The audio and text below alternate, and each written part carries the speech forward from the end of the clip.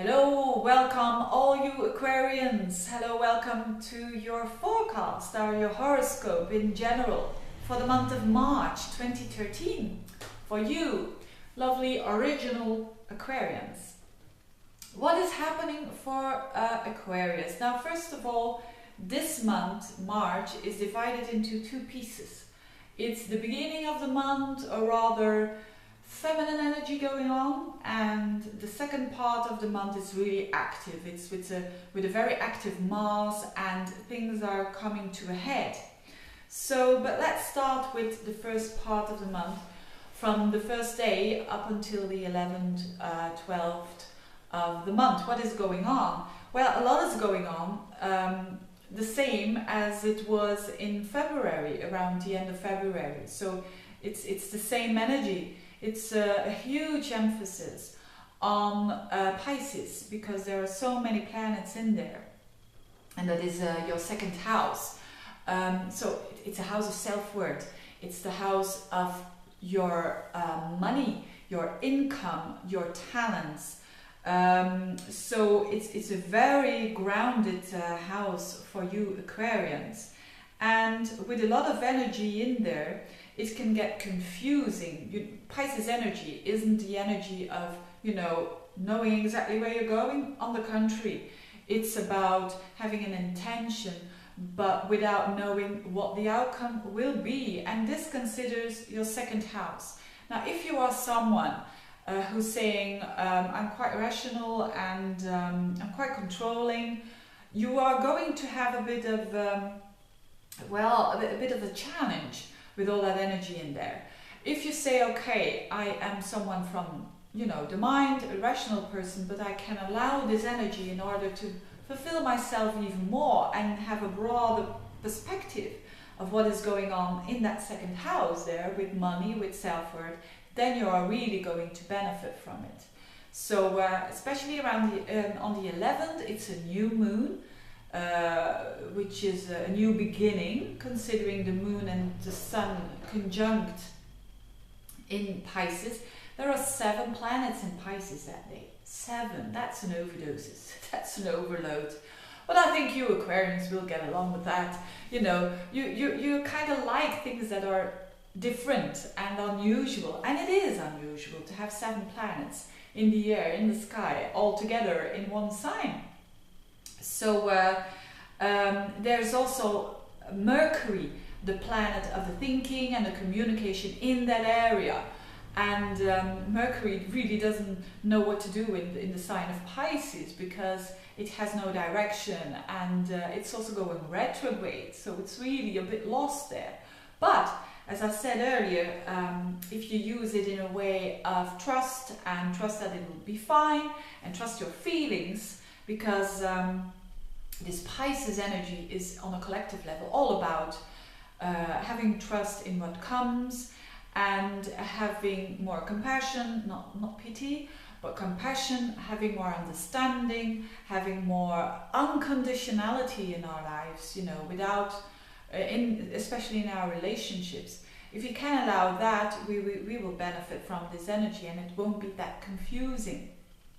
So that's the first part of the month, that you can focus on the levels of your income, that you can focus on how you can improve your income, but with an intention that is not so, I want to get more money, and I want to do this, and I want to do that. Then it will work against you.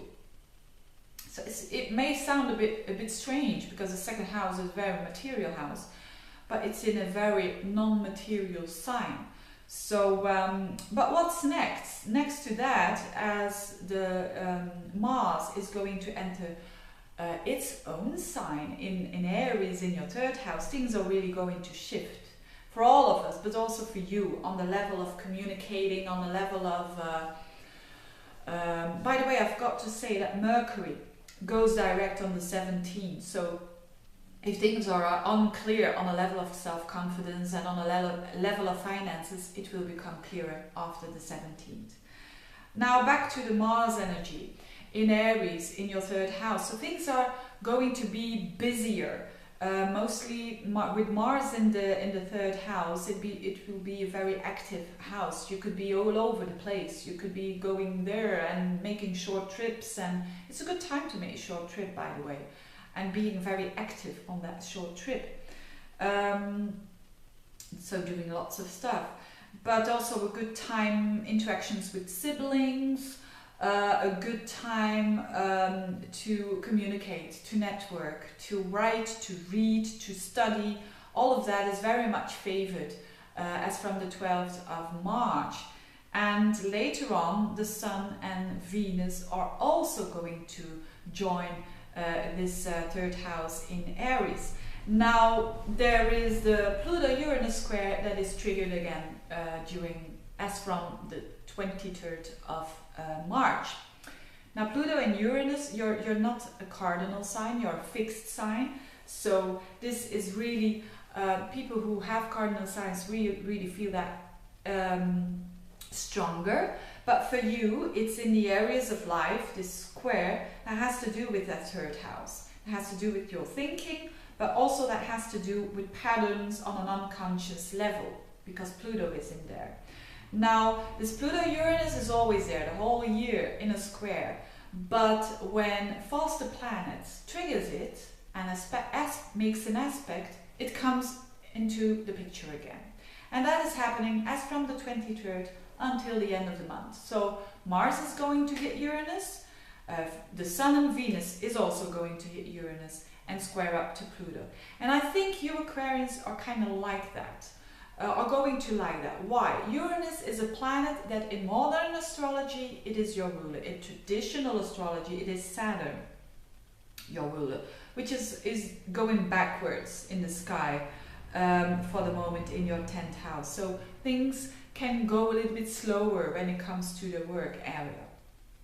But I think more important here is this Uranus thing going on. Why do most Aquarians have affinity with Uranus? Because Aquarians are people who are interested in a non-mainstream stuff going on. You know, they don't just believe everything that is mainstream. They really, and that's what makes them original and makes them avant la lettre. So these are the people, the Aquarians, who know stuff in advance. They have a feeling for that because Uranus gives insights, sudden things that comes to the picture. And this is really highlighted at the end of the month. So Mars is going to trigger Uranus, Venus and the Sun. So you will get ideas and you will, if you have to do something with communication, whether it's work or whatever, it's going to be very exciting and you're going to be very inspired, getting insights that you don't even know where they came from. So, you're also going to be, or have the opportunity to change also things that you want to change, considering old patterns of yours that aren't working anymore, maybe patterns that you have taken from your parents or even your ancestors, things that they used to do, you just do them because it's a habit and you haven't seen anything different. It's a good time to change things that aren't working for you anymore, especially around the time of the 23rd until the 30th, until the end of the month. So all of this is even more highlighted around the 27th of March because there's a full moon in Libra, and this is also going to trigger this Pluto-Uranus square. Now this is happening in your 9th house, which is also a house of thinking, but of higher thinking. So very much is pointing here in your chart that you are going to see things really very, or maybe all of a sudden, and you will change your communication and you will change stuff that isn't working for you anymore. Even when you've got fear because you're a fixed sign, so changes is not always what you want in life, but because Aquarius is a fixed sign, and especially when it's got to do with habits. So, but Pluto is in the 12th, so it's really demanding to let go a bit of old habits that are no longer suiting you. And watch out for, not watch out, but be aware of that and be open to that. So don't fight it.